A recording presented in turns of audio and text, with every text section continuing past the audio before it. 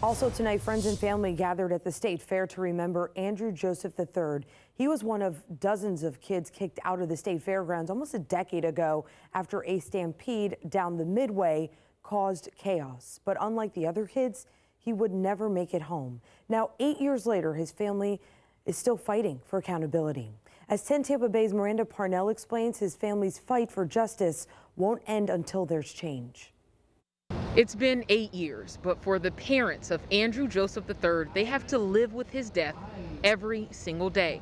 All these years later, they are still calling for accountability and justice for their 14-year-old son. Our family has changed because there's no peace. We can't move on. We can't move forward. It's the hardest thing in the world to have to accept that your child is dead.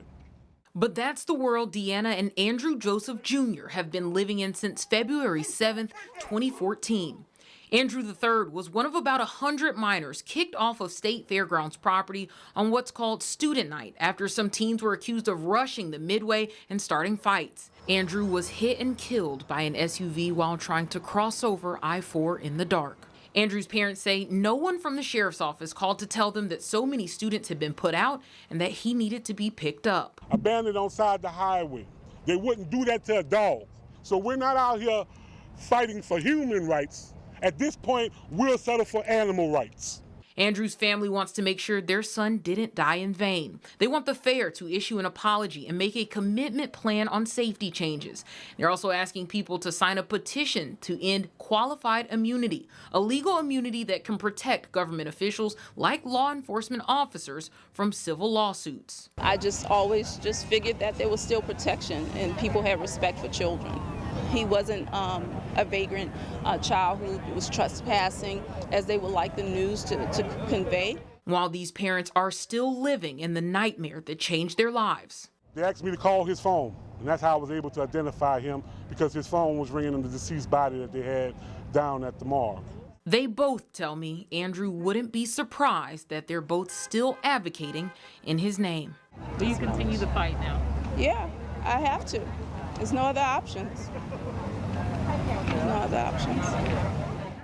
Andrew's parents say he was driven off the property and left near the road. We reached out to the Hillsborough County Sheriff's Office and they say, quote, he was never driven from the fair by a law enforcement officer. They added he was never arrested. The fair authority couldn't comment on the story because of pending litigation. Andrew's family made it a mission to turn their grief into change over the last 8 years. Let's take a deeper dive. After Andrew's death, the Joseph family set up the Andrew Joseph Foundation in his honor, advocating for safer communities. The fair and law enforcement also made some changes. Now, any teen detained at the fair has the opportunity to call home. Lighting in and around the fairgrounds has also been improved. The family has also pushed for more sidewalks and crosswalks in the area.